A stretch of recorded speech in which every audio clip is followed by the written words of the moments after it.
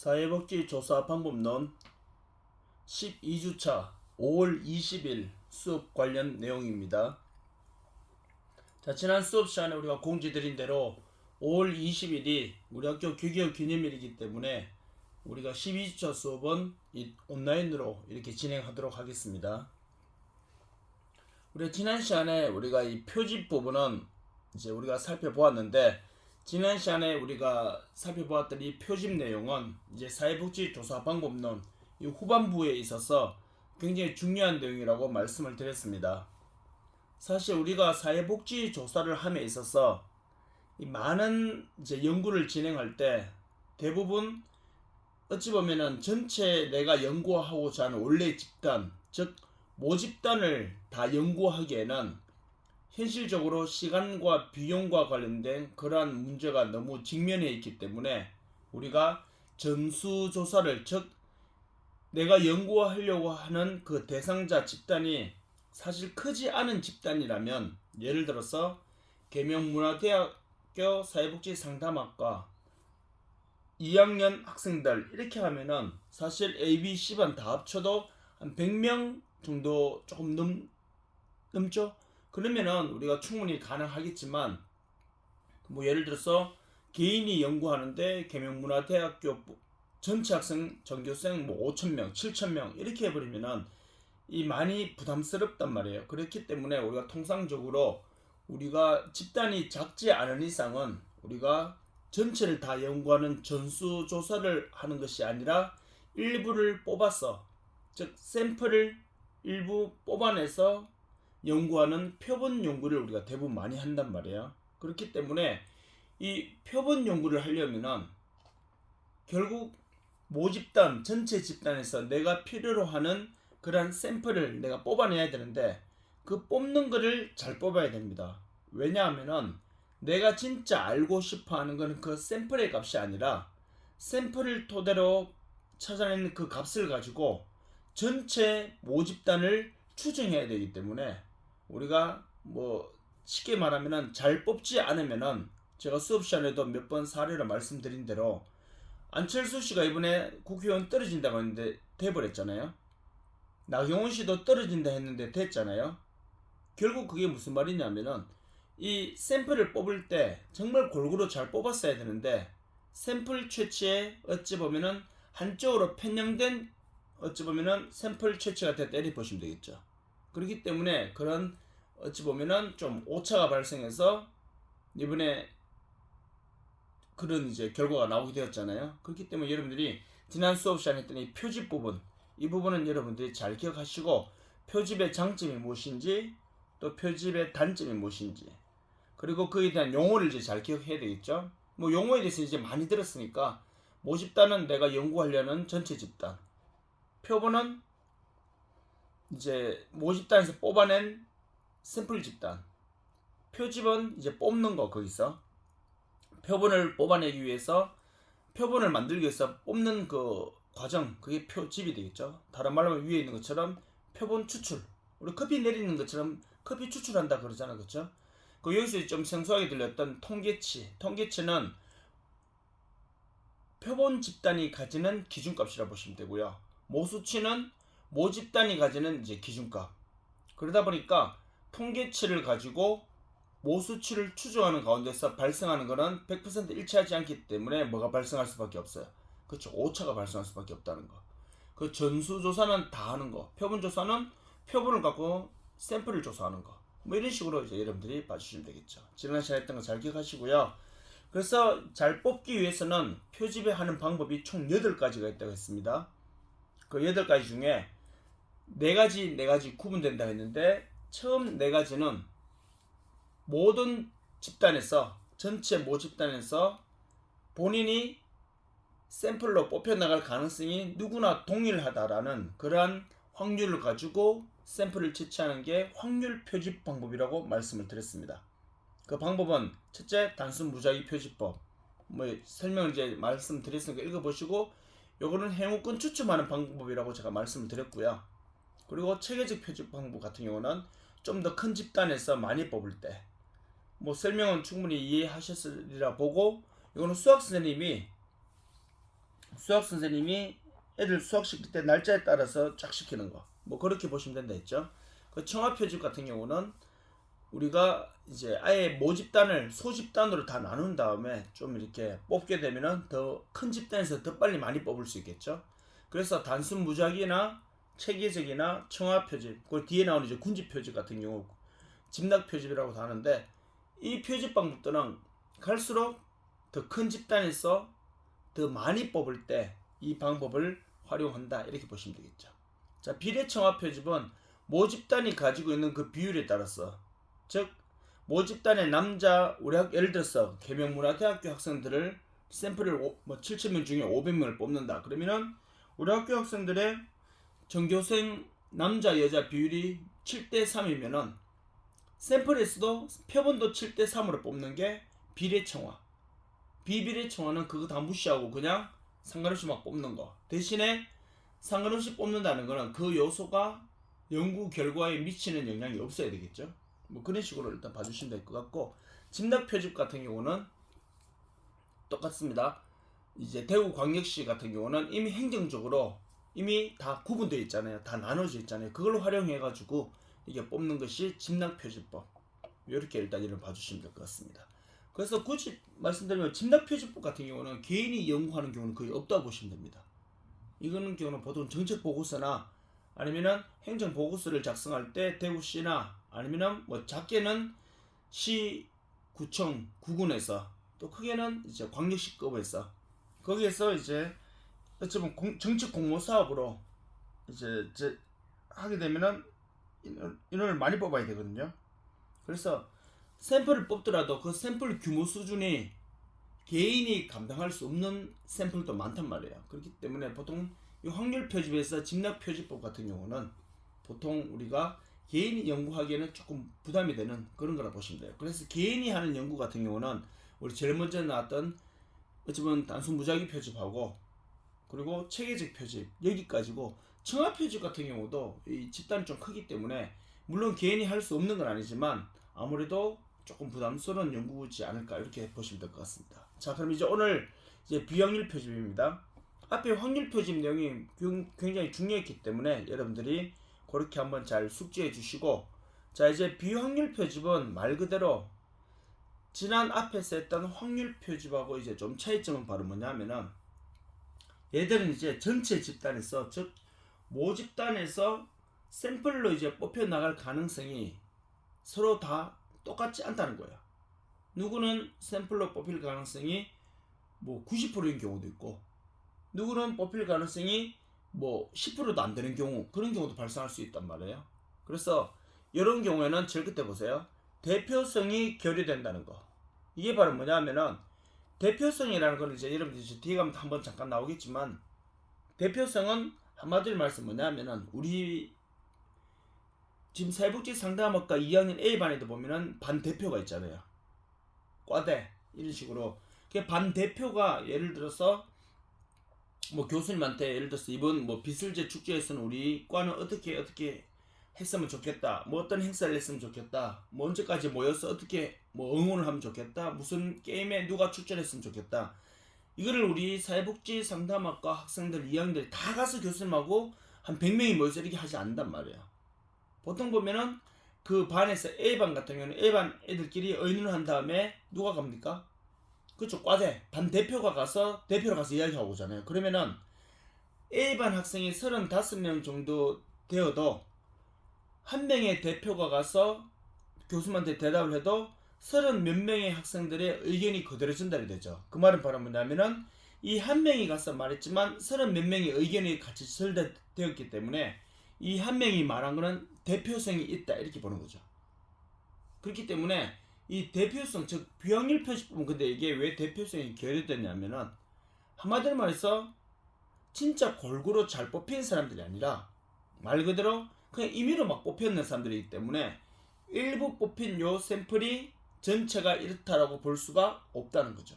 뭐 예를 들어서 계명문화대학교 사회복지 상담학과 2학년 A반 학생들의 학교생활 만족도 점수 조사를 했어요. 그러면 A반 학생 30몇 명 전원 다 검사지에 검사를 한 다음 10점 만점에 32명 학생들의 평균을 딱 내니까 예를 들어서 7.5점이 나왔어요. 그러면은 어떤 학생은 5점, 어떤 학생은 뭐 9점, 어떤 학생은 8점, 어떤 학생은 뭐 3점, 이렇게 다양한 점수가 나오겠죠. 그걸 평균 내니까 어떻게 돼요?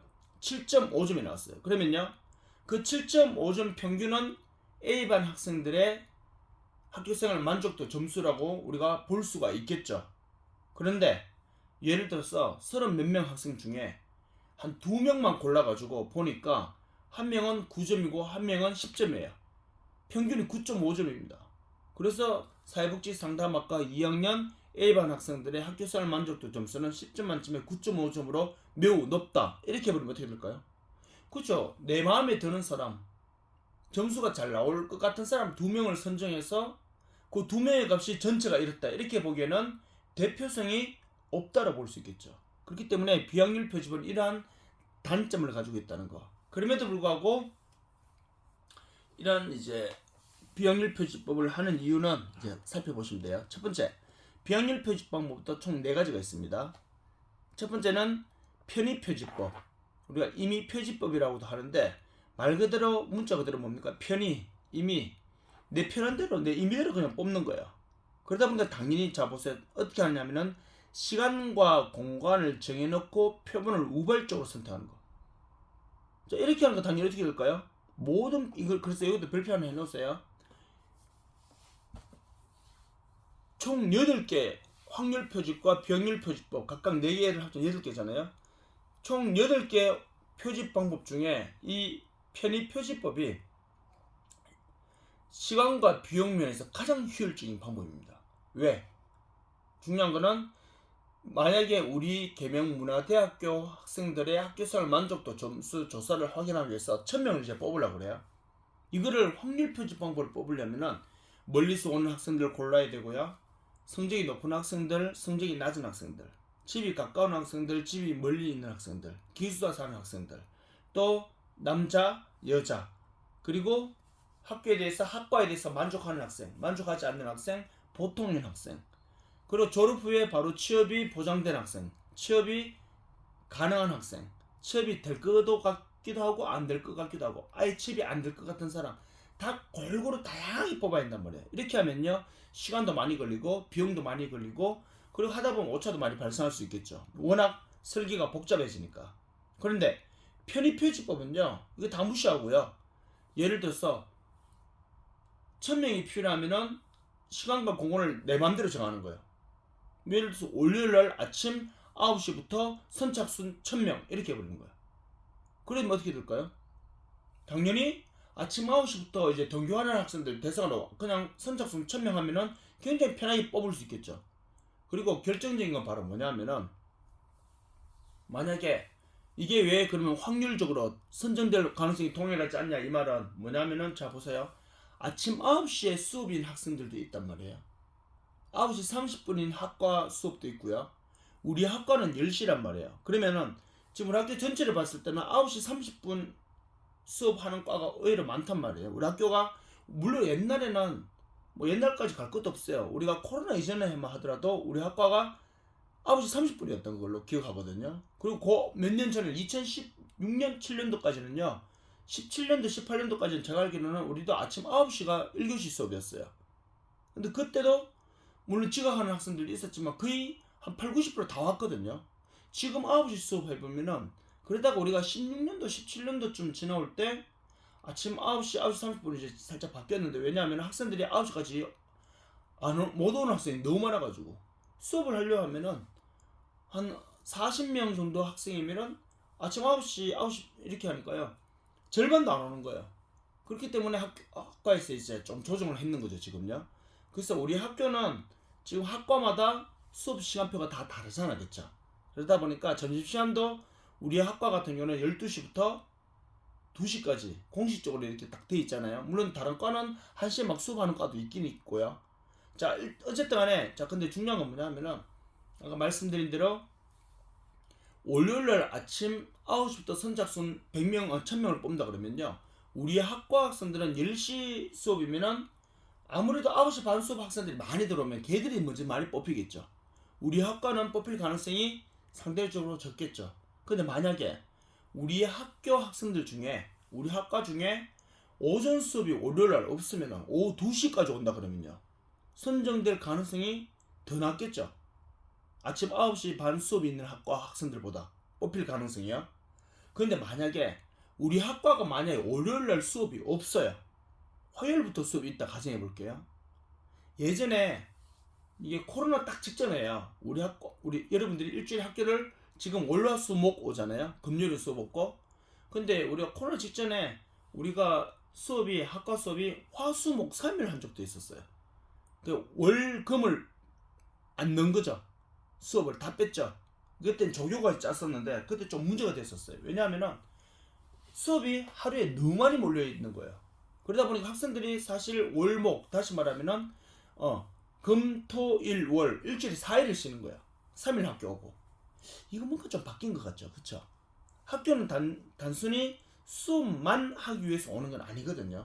여러분들이 등록금 내는 그 등록금에는요, 수업료만 들어가 있는 게 아니란 말이에요. 수업료가 대부분 많이 차지하지만 학교 캠퍼스를 쉽게 말하면은 이제 즐기는 그 비용도 들어가 있고요.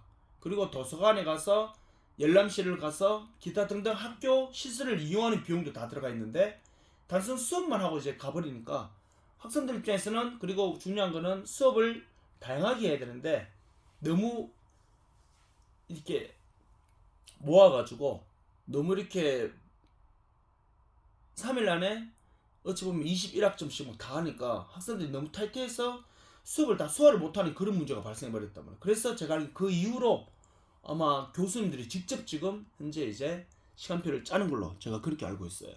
물론 이제 조교한테 다 짠 다음에 조교한테 넘겨 조교가 이제 공지를 하지만, 예전에는 조교가 직접 이렇게 수업 이제 짜는 경우도 많이 있었거든요. 그렇기 때문에 자, 어쨌든 간에 근데 여러분들 바뀌었구나. 그래서 여러분들 보시면요, 일단은 우리 학과 같은 경우 예를 들어서 2시 만약에 화요일날 월요일 수업이 없다 그러면은 우리 학과 학생들 뽑힐 가능성이 거의 제로에 가깝단 말이에요. 그렇기 때문에 이렇게 편의 표집 방법과 다른 말로 하면 임의 표집 방법인데, 얘는 시간과 공간을 연구자가 마음대로 정해놓고 자기 편한 대로 그냥 뽑는 거예요. 그러다 보니까 당연히 편하고 쉽고 짧게 빨리 잘할 수 있다는 장점은 있지만, 아까 전에 말씀드렸던 거 뭐예요? 비확률 표지법의 가장 큰 문제점인 이렇게 뽑힌 사람이 전체를 대표한다고 볼 수가 없다는 거. 이게 임의 표집, 편의 표지법입니다. 두 번째는 의도적 표지법입니다. 다른 말로 하면 유의 표지법이라고 다른데, 자, 이것도 내용 보시면 조사자가 누구예요? 이제 쉽게 말하면 자기 연구에 맞을 것 같은 사람을 뽑아내는 거예요. 그러다 보니까 마지막 보세요. 뭐 할 수 없다고. 그렇죠. 이 사람들이 진짜 대표할 수 없다 이런 거죠. 예를 들어서 만약에 우리 학과에서 만약에 이제 학과장 교수님이 우리 학과 학생들의 학교 생활 만족도가 몇 점인지 이걸 학교에 제출을 해야 돼요. 예를 들었어요. 그런 연구를 한다고 보면은 만약에 다른 과보다 우리 학과 점수가 높게 나왔으면 좋겠잖아요. 10점 만점에 설문지에 참여한 학생 우리 학과 1, 2학년 만약 200명 중에 한 30명을 뽑아야 돼요. 이제 그럼 누구를 뽑을까요? 학교 잘 안 오고 수업 시간에 맨날 왔다 갔다 하고 그리고 결석 자주 하고 이런 학생들보다는 학교생활 만족도, 학교생활 적응이 재밌다라고 학교생활 적응 잘하는 사람들은 예를 들어서 취업도 보장되어 있고 그리고 성적도 높고 동아리 활동도 하면서 학교생활이 너무 행복하다고 하는 애들을 대상으로 하면 당연히 점수가 높게 나올 수밖에 없겠죠. 그런 애들만 어떻게 합니까? 30명 뽑아내는 겁니다. 그렇기 때문에 자, 조사자가 조사 의도에 맞는 대상을 표본해내는 거, 표집하는 거. 이렇게 하면요, 아까 마지막에 있는 것처럼 전체 우리 사회복지 상담학과를 대표한다고 볼 수는 없다. 이렇게 보시면 되겠죠. 자, 이게 의도적 표집. 문자 그대로 의도적으로 뽑아내는 겁니다. 자, 할당 표집. 얘는 똑같아요. 앞에 청합 표집하고 똑같습니다. 확률 표집의 청합 표집. 두 번째 줄 보세요. 청합 표집은 비슷하겠죠? 그 말은 뭐냐면은 모집단 전체를 소집단으로 이미 나눠놓고 그렇게 뽑는 거예요. 근데 뽑을 때 앞에서 아까 했던 청합 표집처럼 어느 소집단이든 뽑힐 가능성이 동일하다는 전제 조건에서 뽑는 게 아니라 소집단별로 뽑힐 가능성이 서로 높을 수도 있고 낮을 수도 있고. 왜? 할당 표지법은 비확률 표집 방법이기 때문에 이렇게 여러분들이 봐주시면 될 것 같습니다. 자, 이렇게 이해하시고요. 자, 그러면은 우리가 속으로 지금 이렇게 생각하실 거야. 뭐 굳이 이런 연구를 그러면은 이렇게 왜 할까 싶죠. 하지만 또 여기에 맞는 연구가 또 있거든요. 근데 비확률 표집을 해야 되는 정말 중요한 이유는 이 네 번째 거. 여기를 보셔야 돼요. 이걸 별표 하나 해놓으시고요. 눈덩이 표집법, 선홀 표집이라 하는데 얘 때문에 하는 거예요. 얘 때문에. 그럼 뭐냐면 자, 눈덩이 표집법 한번 볼게요. 자, 최초의 표본에서 시작하여 조사 대상자를 점진적으로 확대해 나가는 방법.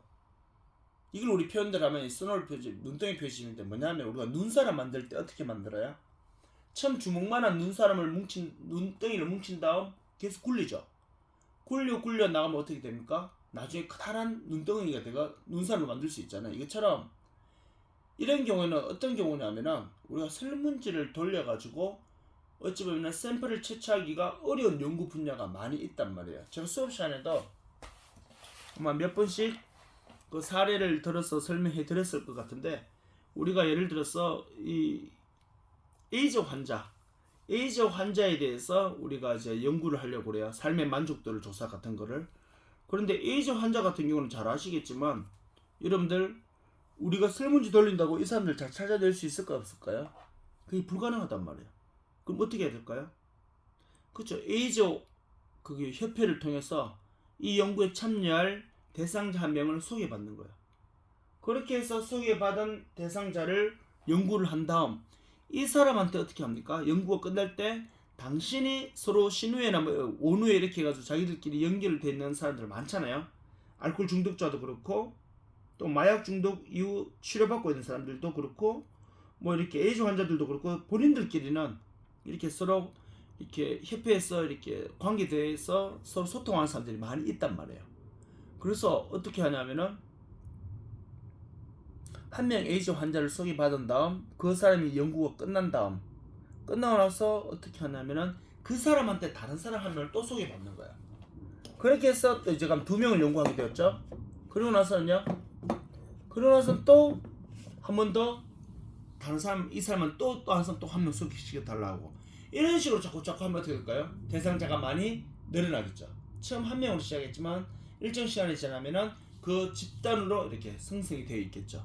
그렇기 때문에 연구 특성상 이렇게 연구할 수밖에 없는 연구가 많이 있단 말이에요. 그렇기 위해서 그럼 이렇게 샘플을 뽑게 되면요, 이게 모든 에이즈 환자들 중에 이렇게 샘플을 뽑힌 사람들이 누구나 뽑힐 가능성이 똑같았다라고 n분의 1을 했다고 볼 수가 없죠. 그렇기 때문에 이거는 비확률 표지법이라고 이렇게 봐주시면 됩니다. 그래서 4번 눈덩이 표지법, 얘를 여러분들이 잘 기억하시면 됩니다.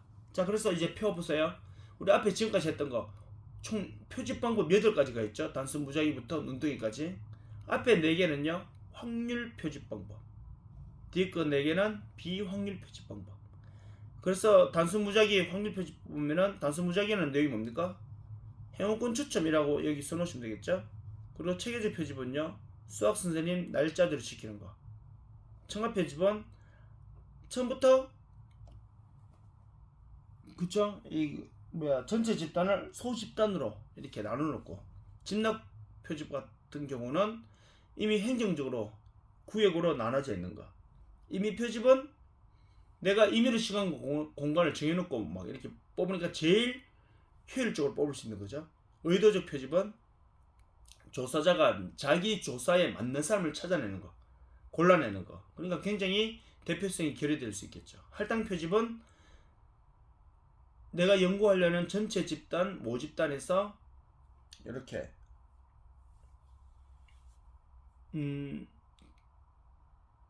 내가 연구하려는 전체 모집단에서 아예 그 모집단을 소집단 나눈 다음 그렇게 소집단을 뽑는 거. 이게 할당 표집. 근데 청합 표집과 차이점은 청합 표집은 누구나 뽑힐 가능성이 동일한데 할당 표집은 그렇지 않다는 거. 그 눈덩이 표집 같은 경우는 금방 설명드렸으니까 잘 이해하실 거라 봅니다. 자, 이렇게 해서 표집의 8가지, 확률 표집 4가지와 비확률 표집 4가지 여러분들이 잘 숙지하시고 그렇게 보시면 될 것 같습니다. 자, 그렇게 일단 이해하시면 될 것 같고요. 자, 다음 이제는 대표성입니다. 이거는 자, 개념만 설명하면 되는데요. 이게 아니고, 자, 대표성 아까 제가 좀 전에 말씀드렸잖아요. 한마디로 말해서 여러분들이 이번 체육대회 사회복지 상담학과 2학년 A반 학생들이 이번 빗을 축제에 어떻게 했으면 좋겠다. 이거를요, 여러분들끼리 의논을 했죠. 30 몇 명의 학생들이 2학년 A반 학생들이 의논을 했어요. 의논을 했으면 어떻게 할까요? 당연히 그것이 전달이 돼야 되겠죠. 전달하러 갈 때는 30 몇 명이 가서 다 이야기하나요? 한 명이 가서 하면 되죠. 누가? 반대표가. 그러면 그 대표가 했는 말은 뭐가 됩니까? 전체를 대표한다 볼 수 있죠. 대표성을 가졌다 볼 수 있잖아요. 똑같습니다. 자, 보세요. 그런 의미를 머릿속에 담으시고, 자, 추출된 뽑아낸 샘플의 특성이, 그 말이잖아요. 지금요, 뽑아낸 샘플의 특성, 즉 추출된 표본의 특성이 모집단의 집합적 특성과, 즉 모집단 전체의 특성과 어느 거 일치하는 정도가 뭐다? 일치하면 대표성이 있다, 일치하지 않으면 대표성이 없다, 이렇게 보시면 되는 거죠. 자, 대표성이 있다는 것은 두 번째 줄 보세요. 샘플로 뽑아낸 표본이 모든 변수의 분포에 있어서 뭐야? 원래 집단인 모집단과 뽑아낸 표본이 뭐한 것처럼, 복사했는 것처럼 동일하게 되면은 이거는 대표성이 있다. 다른 말로 하면은 2학년 A반 반 대표가 여러분들끼리 의논했는 그러한 내용을 가서 교수님한테 그대로 잘 전달하면은 대표성이 있는데, 가다가 중간에 일부 까먹어버리고, 까먹은 거를 자기 혼자 생각을, 즉 다시 말해 의논되지 않은 거를 교수만 이야기 다 하고 막 이래 되면은 저 대표는 왜 우리가 같이 의논했는 걸 이야기하지 않고 자기 생각과 자기 하고 싶은 걸 저렇게 마음대로 이야기하지? 이래 되면 어떻게 돼요? 그쵸? 2학년 A반 학생들의 의견이 잘 전달되었다고 볼 수 없죠. 이런 경우에는. 그러되면요, 저 사람은 대표성이 없다, 이렇게 볼 수 있는 거죠. 그 말은 내가 뽑아낸 샘플 표본이 그 값이 오차가 많이 발생하는 오차라면은 전체 모집단의 기준값인 모수치를 뭐예요? 대표한다 볼 수가 없다. 이 말이 바로 뭐냐면 대표성이 있다 없다 이렇게 표현하시면 됩니다. 그래서 표본을 어느 정도 크기로 할 것인지는 가장 기본적인 이런 내용으로 일단 이해하시면 될 것 같고요. 자, 그래서 이제는 우리 지난번에 했던 표집 오차 기억나시나요? 체계적 오차와 비체계적 오차 했던 거 기억나시죠? 자, 이제는 표본 오차. 얘는 뽑아낸 샘플의 뭐예요? 샘플의 차이점이라고 보시면 돼요. 자, 간단하게 좀 보세요. 표본 오차는 표본의 통계량과, 이 통계량만 우리 앞에 있었죠? 용어 설명할 때 여기 요 부분, 자 제일 밑에 보세요. 통계치, 모수치, 요 부분 나오죠. 제일 밑에 줄에 요걸 보시고 이제 요거 보세요. 자, 통계량, 통계치 같은 말이죠. 표본 오차는, 즉 표본이 가지는 오차는, 통계량이 뭐라 했어요? 표본 집단의 기준값이라 했잖아요. 얘가 모수 같은 말 했죠. 모집단의 기준값인 모수와 비슷하게 나와야 되는데 차이가 발생하는 걸, 그 차이를 뭐라 그런다 했어요? 표본 오차. 이렇게 보시면 돼요. 그래서 우리가 앞에서 배울 때는요, 통계량을 가지고 모수를 추정하는 가운데서 발생하는 차이점, 이게 오차다, 이렇게 말씀드렸죠. 두 번째 줄 보세요. 똑같은 말인데 계속 반복하고 있어요. 서로 다른 게 아니고 지금 1, 2, 3, 4, 5 이게 다 똑같은 거예요. 자, 표본의 통계치가, 즉 표본의 기준값이 모집단의 기준값과 정확하게 똑같지 않고 차이가 나는 정도, 이게 오차. 됐죠? 자, 다음 표본 오차는 표본의 통계량, 통계치, 여기에서 모집단의 모수치를 추정하는 것에 발생한 차이. 지금 1, 2, 3 이게 지금 다 같은 말이잖아요. 지금요. 그쵸? 자, 이제 네 번째 보세요. 표집 오차가 작을수록, 즉 틀리는 게 거의 없을수록 당연히 누구의 값을 잘 보여준다 볼 수 있어요? 모집단의 값. 당연한 말이죠. 자, 그리고 이제 요 부분 잘 기억하세요. 마지막 5근. 그래서 여기서 크게 여러분 이렇게 생각하시면 돼요. 표본 오차는 1, 2, 3. 요 세 개가요, 여러분들이 어찌 보면은 같은 말이고요. 네 번째는 당연한 말이고, 이 다섯 번째 얘가 조금 성격이 다르긴 한데 얘만 잘 이해하시면 돼요. 근데 쉬워요. 보세요. 신뢰 수준을 높게 할 경우, 신뢰 수준을 높게 한다는 말은 뭘까요? 신뢰 수준을 높게 한다는 거는 틀리는 거를 많이 허용해 준단 말일까요? 틀리는 거를 많이 허용해 주지 않는단 말일까요? 신뢰 수준을 높게 했다는 거는. 그렇죠. 신뢰 수준을 높게 했다는 거는 틀리는 거를 많이 허용하지 않겠다는 거야.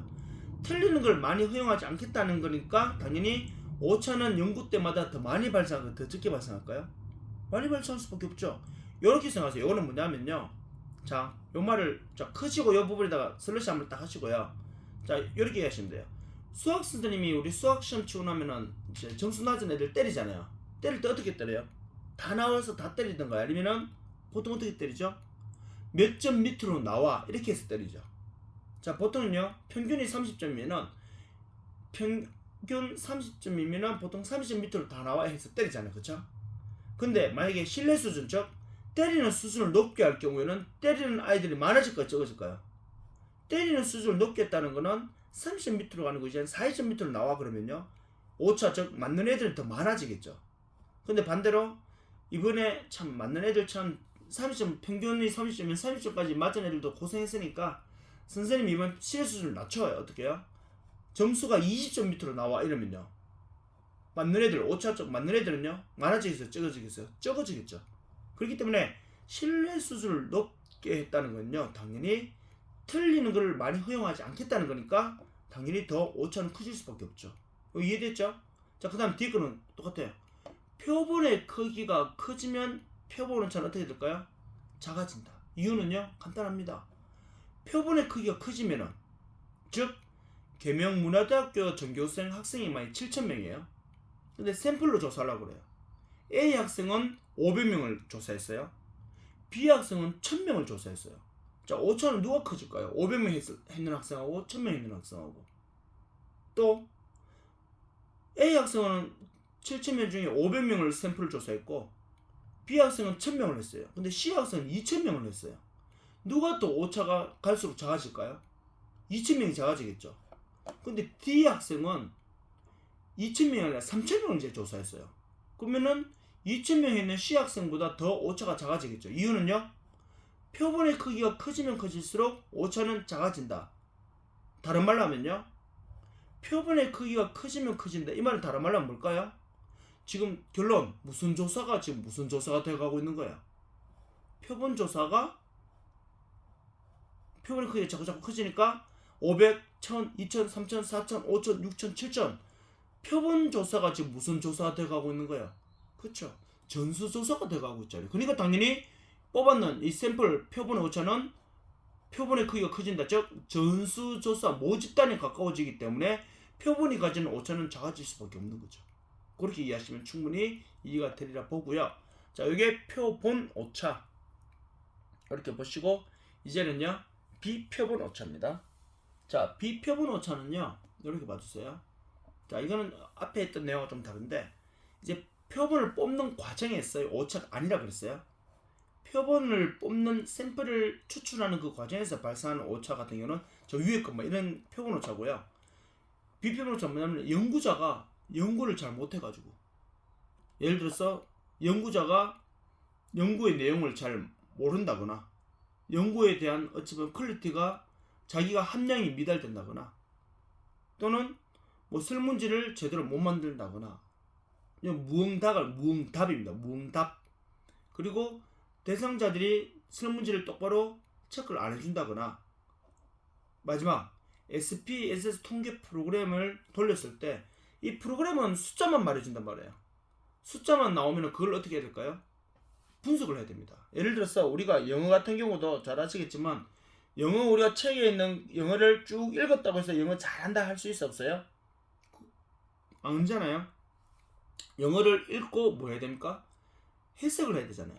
해석을 하고 이 읽었던 영어 문장의 뜻이 무엇을 말하는지를 자기가 이해를 해야지만 영어를 잘한다 할 수 있잖아요. 그것처럼 통계 프로그램은 컴퓨터가 알아서 돌려주기 때문에 클릭만 하면 돼요.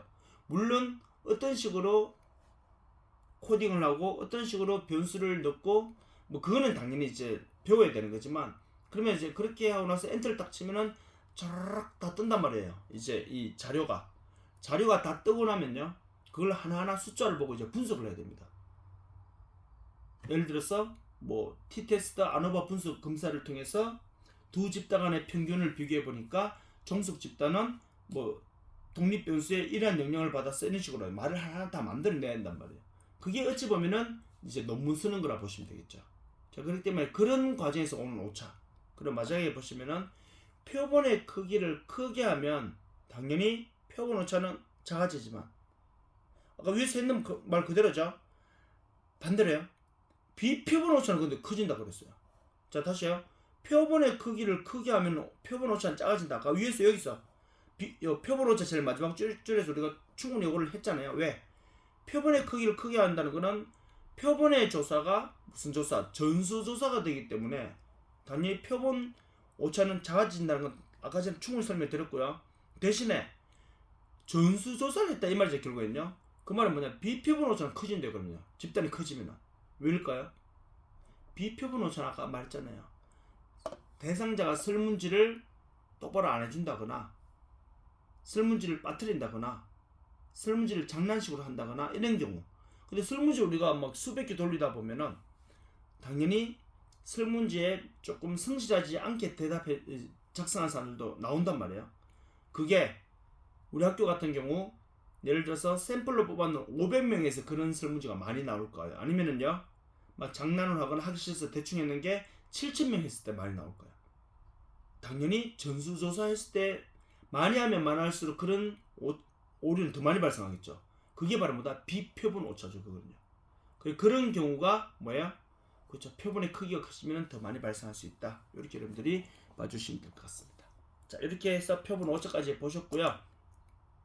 자, 이번엔요 실험조사 설계인데, 자 이제 8단에서 나온 실험조사 설계는 제가 수업 시간에도 한번 말씀드렸을 거예요. 아마 지금 뒷부분에서 나오는 이 표집 부분, 우리가 방금 지금까지 살펴봤던 표집 부분과 이 오차, 표본 오차 같은 경우는요 우리가 이제 후반부에서 하는 내용 중에 좀 중요한 내용이기 때문에 이 부분을 잘 기억하시고요. 그리고 우리가 이 챕터 마지막에 나오는 단일 사례 설계 연구, 이 부분도 이제 여러분들이 좀 잘 기억하시면 핵심 내용이고요. 나머지 부분들은 그냥 조금 어찌 보면은 요식적인 내용들이 굉장히 많이 나와요. 진짜 요즘 지금의 통계적인 사회복지 조사를 위해서 필요한 연구라기보다는 기존에서부터 지금까지 쭉 해왔던, 예를 들어서 지금 여러분들이 엑셀 우리가 뭐 현장 필드에 나가게 되면은 행정 업무나 전산 업무 같은 경우는 대부분 다 컴퓨터를 통해서 우리가 엑셀 대부분 다 사용한단 말이에요. 뭐 저희 센터 같은 경우도 뭐 대상자들한테 또 자기 팀원들 뭐 어찌 보면 우리가 회계 보고를 한다거나 또는 뭐 급여 처리를 한다거나 이런 거 모든 이제 통계 자료 넣을 때는 대부분 다 엑셀 프로그램을 쓴단 말이에요. 그런데 여러분들 잘 아시다시피 예전에는 엑셀 프로그램 없을 때는요 당연히 다 수계산을 했잖아요. 그전에는요 전자계산기가 컴퓨터가 제대로 보급되기 전에 우리가 여러분들 들어는 봤을 거야 아마. 이 주판을 가지고 주산을 옛날 은행 같은 경우는 주산으로 엄청나게 했었잖아요. 그래서 예전에는요 뭐 이렇게 은행에 취업하는 사람들의 이제 여학생들 같은 경우는 여상, 문계가는 여상에서 공부할 때는 그 주산 이거 급수 이거 자격증을 받아가지고 은행 갈 때 주판 갖고 이제 다 계산을 많이 했잖아요. 자, 근데 요즘 그렇게 왜 안 해요? 안 하죠. 이유는요 더 좋은 게 있는데 굳이 할 필요가 없죠. 그렇게 여러분들 봐주시면 됩니다. 그렇기 때문에 요즘 버스 탈 때도 마찬가지잖아요. 제가 예전에 버스 타고 다닐 때는 돈을 넣거나, 물론 지금도 이제 현금은 넣지만요 대신 더 비싸죠. 또는요 종이로 된 승차권을 넣으면서 탔단 말이에요. 근데 요즘 그 방법 써요 안 써요? 전국 어디 가도 안 쓰죠. 왜요? 교통카드라는 이 스마트 시계 이 교통카드 이 프로그래밍과 이 단말기가 다 있기 때문에 굳이 더 좋고 더 편하고 더 정확한 게 있는데 굳이 옛날 방법을 쓸 필요가 없는 거잖아요. 그것처럼 실험조사 설계에서 나오는 지금까지 나오는 앞으로 몇 가지 내용들은요 지금 나와 있는 많은 프로그램들이 더 좋은 게 많이 있는데 굳이 옛날에 했던 구식적인 방법을 쓸 필요가 없잖아요. 그렇기 때문에 여러분들이 그런 맥락에서 이제 실험조사 설계 내용을 보시면 되는데, 그러다 보니까 여러분들이 그래도 이제 학문적인 연구이기 때문에 우리가 그냥 안 할 수는 없으니까 그러니까 여러분들이 참고로 저렇게 있구나라고 이렇게 보시면서 가시면은 크게 어려움 없이 지나가실 수 있을 것 같아요. 자, 그래서 실험조사 설계는요, 여러분 잡으세요. 조사 설계는 사회복지 조사 연구 과정에서 보면은 문제 형성, 그리고 가설 형성, 그리고 조사 설계 나오잖아요. 설계는요, 여러분 잘 아시겠지만 내가 앞으로 연구하고자 하는 집을 짓기 전에 우리가 설계도를 그리잖아요. 그래서 집은 몇 층으로 할 것인지, 몇 평으로 할 것인지, 방은 몇 개이고, 방 위치는 어떻게 되고, 창문은 어느 크기로 어떻게 어느 방향으로 낼 것인지, 이런 것들이 설계도에 다 나와야 되잖아요. 그것처럼 자 보세요. 내가 연구하려 하는 연구 같은 경우 대상자는 자료 수집은 어떻게 할 것인지, 대상자는 어떻게 선정할 것인지, 도구는 즉 설문지는 뭘 가지고 도구를 선정해서 할 것인지, 이런 전반적인 나의 연구에 필요한 내용들이 설계도에 다 들어간다 이렇게 보시면 됩니다.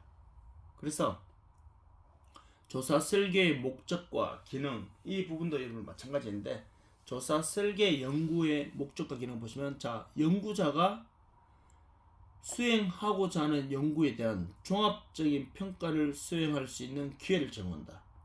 그런 뭐냐면은, 자, 연구자는요, 연구를 이제 수행해야지만 그 연구를 통해서 자기 얻을 수 있는 게 있잖아요.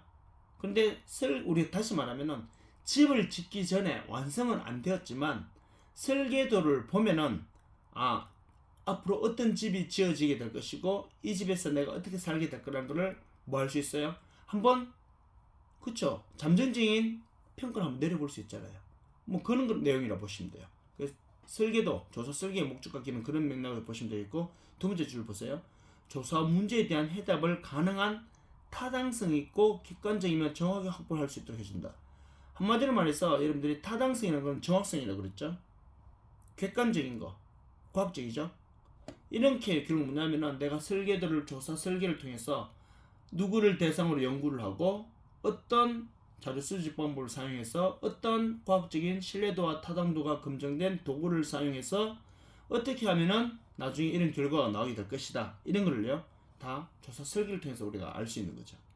그리고 마지막에 보시면은, 관찰 대상 및 결과 분석의 방법을 명확하게 결정하기 위한 것이며, 결과가 가장 우리 처음에 저 위에 요 부분에 위에서 했던 말처럼요, 대상자 누구이고 결과 분석에 따라서 앞으로 이 연구는 어떤 결과를 나타내게 될 것인지, 그런 것을 가지고 우리가 충분히 설계를 통해서 알 수 있는 거죠. 그래서 여러분들이 조사 설계 뭐 이렇게 하면 조금 아직 좀 생소하게 들릴 수 있으니까 집 짓는 설계도 생각하시면 돼요. 그러면요, 이 집이 앞으로 어떻게 만들어지게 될 것이고, 어떻게 완성을 하게 될 것이고, 완성된 이후에는 어떠한 뭐 행복을 주게 될 것이고, 어떠한 이로움이 있을 것인지, 이런 것들이 다 집 짓는 집 설계도를 보아야지만 우리가 알 수 있는 것처럼, 이 사회과학 연구조사도 이런 조사를 하기 위한 전체 설계도를 보고 우리에게 이런 것을 알 수 있도록 해준다, 이렇게 여러분들이 봐주시면 됩니다.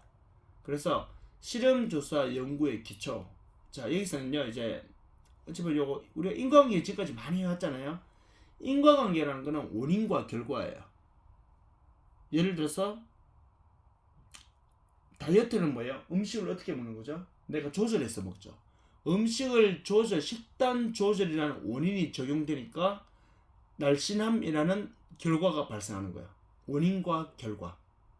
그런 것처럼 인과관계가 성립하려면요, 결국 조건이 이렇게 6가지 조건을 갖춰야 됩니다. 이 6가지 조건을 갖춰야 되는데, 인과관계 성립 요건, 요거는 어찌 보면은 이 조사 설계 연구 과정 실험에서 요 지금 박스에 나와 있는 요 부분이죠. 요건 좀 이제 중요한 내용이 될 수 있어요. 이게 꼭 알아야지만 여러분들이 나중에 오류를 범할 가능성이 줄어들거든요. 왜냐하면은 자신이 가지고 있는 선지식이나 고정관념에 의해서 자기도 모르게 막 실수하는 경우가 많거든요. 그래서 오늘 철저히 뭐를 따져봐야 되냐면은, 인과관계를 따진 다음에 그게 원인과 결과가 합리적으로 적용될 때 우리가 그거를 인정하는 거예요. 그러기 위해서는요, 인과관계가 되기 위해서는 대신에 조건을 갖춰야 됩니다. 그 조건이 저 박스에 나오는 내용인데, 이 부분은 제가 2차시 시간에 구체적으로 설명을 드리고 진행하도록 하겠습니다. 자, 수고하셨고요. 12주차 2차시 시간에 뵙도록 하겠습니다. 수고하셨습니다.